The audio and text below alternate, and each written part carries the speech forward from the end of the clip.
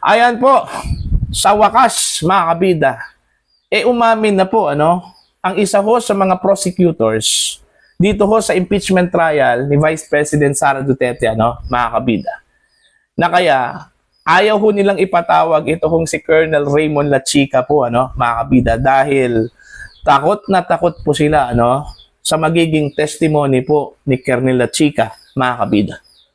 Si mismo, ito hong si Congressman Joel Chua, isa ho sa mga miyembro ng prosecution panel, ang nagsabi po, mga kabida, na baka makagulo lang daw yung testimony po, ni Colonel Lachica dito ho sa kwento ni Miss Gina Acosta, mga kabida. Ano po yung kwento po ni Miss Gina Acosta?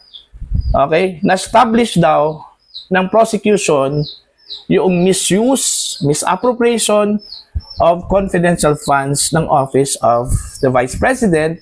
Ayon doon ho sa naging testimony po, ni Miss Gina Acosta.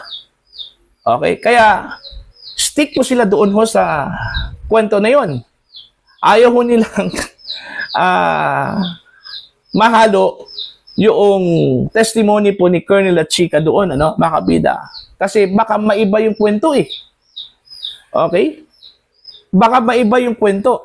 Bakit po maiba yung kwento? Kasi alam naman po natin, mga kabida, na ito hong si Colonel Lachica, siya yung may hawak po ng millions of pesos na confidential funds ng Vice Presidente.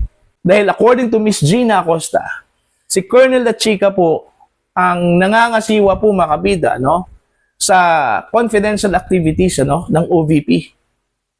O ngayon, kung tumistigo ito hong si Lachica at sasabihin po ni Lachica po, mga kabida, na maayos naman yung paggamit ho ng pondo. Okay? Napunta yung pera doon ho sa legitimate na mga personalidad po, mga kabida, po. Masisira, mga kabida, yung kwento, yung naratibo po ng prosecution. Okay? Yun yung rason kung bakit ayaw ko nilang ipatawag si Lachica, mga kabida. Doon po sila takot. Alright? Eto, babasahin ko muna, Ito ang post ng Ang Balita ngayon. Ano po? Ang sabi po dito, hindi kumbinsido si House Prosecutor Representative Joel Chua na kailangan pang ipatawag ng prosecution si Colonel Raymond Lachica sa impeachment trial ni Vice President Sara Duterte. Dahil maaari umano nitong guluhin lamang ang naihain ng salaysay hinggil sa confidential funds. Ayun. Ayaw hong magulo po, mga kabida, yung kanilang naratibo ho dito, po, sa pamamagitan po, mga kabida, ng pagsingit ho sa testimony ni Colonel Lachica. Maliwanag na yung kwento Ito yung sinabi po ni Congressman Joel Chua, Maliwanag pa raw sa sikat ng araw yung kwento.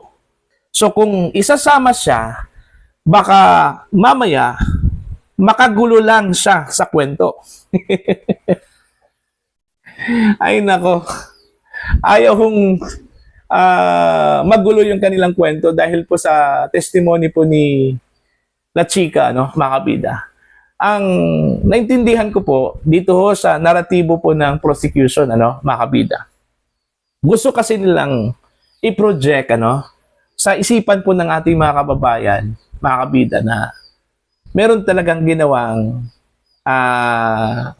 misuse of confidential funds. Ito hong si Sara Duterte. Okay? May ginawa siyang impeachable offense doon.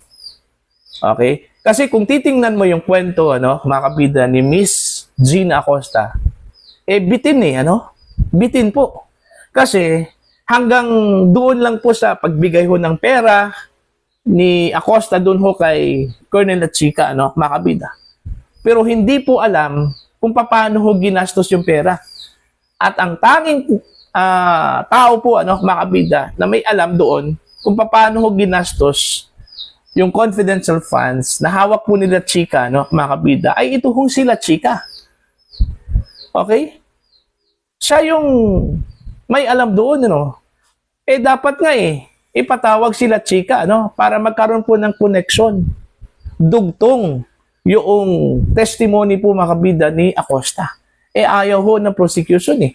Tila nagkaisa ito hong miyembro po ng prosecution panel na wag na pong ipatawag ito hong si Colonel Lachica, no? Mga kabida. Una, si Luistro. Okay? Hindi po pabor si Luistro, ano? Na ipatawag ito hong si Colonel Lachica. Pangalawa, ito hong si Representative Joel Chua, ano po? No? Meron pa ngang statement ito hong si Congressman Benny Abante, ano? Mga kabida, although hindi po siya kabilang dito ho sa prosecution panel, pero since siya po ay nasa House of Representatives, ano, mga kabida, hindi po siya pabor din, ano, na ipatawag ito hong si Colonel Lachica, ano po, mga kabida. Dahil, ayon po sa kanila, sapat na raw, ano, yung testimony po ni Miss Gina Acosta, ano po. Okay? Yun kasi yung gusto nilang i-project. Yung testimony po ni Acosta, mga kabida, na nagkaroon po ng misuse, misappropriations of confidential funds, ito hong si Sara Duterte. Now, kung isisingit ito hong si Lachica, ano, mga kabida, baka naman po masira yung narrative. Dahil posible hong ang magiging testimony po ni Lachica, ano, mga kabida, na ang confidential funds na hawak po niya, maayos po ang paggastos, ano, mga kabida. Diba? Napunta doon ho sa tamang mga tao, tamang mga personalidad, yung pera na yon. Kung ganun, sigurado kung magulo yung naratibo po ng prosecution, ano? Mga kabida na po. Diba? Kaya ayaw ho nilang ipatawag ho sila chika, no? Mga kabida. Eto, tuloy po tayo. Ayon sa mambabatas, isa ring konsiderasyon ang posibilidad na maging hostile witness sila chika at hindi umano tsak kung ano ang kanyang sasabihin sa witness stand. Doon ho ang tumpak na sagot, ano, mga kabida. Okay? Kung bakit po ayaw ho nilang ipatawag si Lachica. Dahil hindi po nila alam kung ano pong sasabihin po ni Lachica, no? Dahil hindi po nila witness to eh. Witness po ito, mga kabida, ng defense. Okay? Wala silang clue kung ang sasabihin ba ni Lachica makakasira ho sa prosecution. Okay? Mga kabida, o hindi. Diba? Dahil matalinong witness po, mga kabida, ito hong si Colonel Lachica. Kaya nga, ang sabi po ni Colonel Lachica, handang-handa na po siya, no, mga kabida, na magsabi po ng katotohanan. Yun yung crucial. Ano po yung katotohanan? At dun ho takot, mga kabida, ito hong prosecution. Dito sa sinasabi ho ni Colonel Lachica na katotohanan, ano, mga kabida.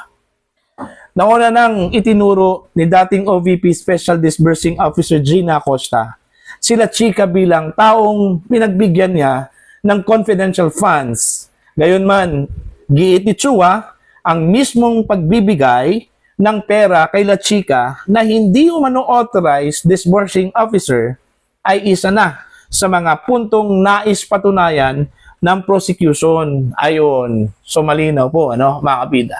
Stick po sila doon ho sa kwento ni Acosta. Okay? Pinanghahawakan nila, mga kabida, no, na ito hong si Colonel Lachica, hindi po ito authorized disbursing officer.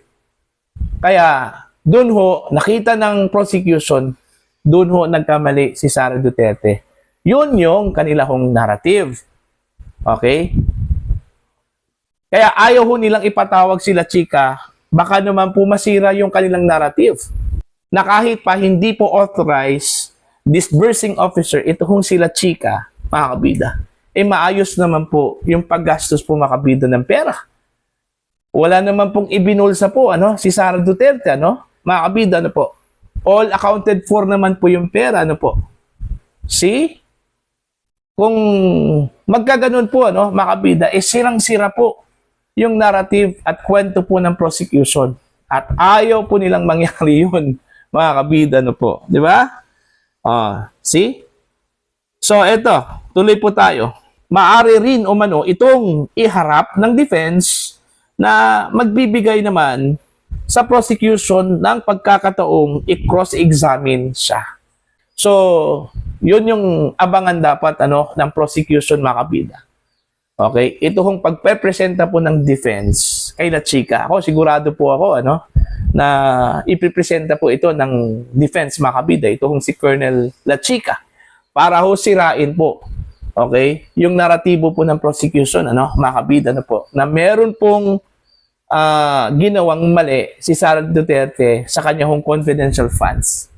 Okay, unang-una, misappropriations daw. Pangalawa, misuse. Pangatlo, gumamit po ng unauthorized disbursing officer, mga kabida, sa katauhan po ni Colonel Raymond La Chica, ito hong Office of the Vice President. Okay? Yun yung narrative po nila. Okay?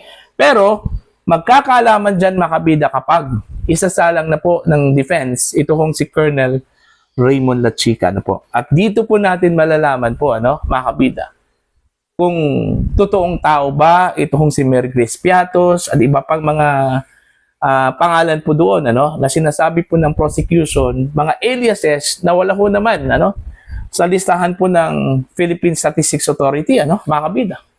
At dito ho, isasampal po, mga kabida, ng defense na itong mga pangalan na ito ay mga totoong tao po ito, mga kabida, na naging beneficiaries po, ng confidential funds ng Office of the Vice President. Alright? So, para po sa inyo, malinaw na, mga kabida, takot na takot po ang prosecution kay Colonel La Chica. Yun po yung malinaw po, mga kabida. Hindi dahil kontento na po sila, mga kabida, sa testimony po, ni Miss Gina Acosta, kundi ayaw ho nilang isalang si La Chica dahil natakot po sila, mga kabida, na baka magulo lang po, ni Colonel La Chica yung kwento po, ni Miss Gina Acosta, mga kabida. Alright? Para po sa inyong opinion at pananaw po, please comment down. Sa mga hindi pa po subscriber po sa akin channel, please subscribe. Just click the subscribe button, click the notification bell, click all para updated po kayo, mga kabida, sa aking mga uploads. Maraming salamat po sa inyo lahat.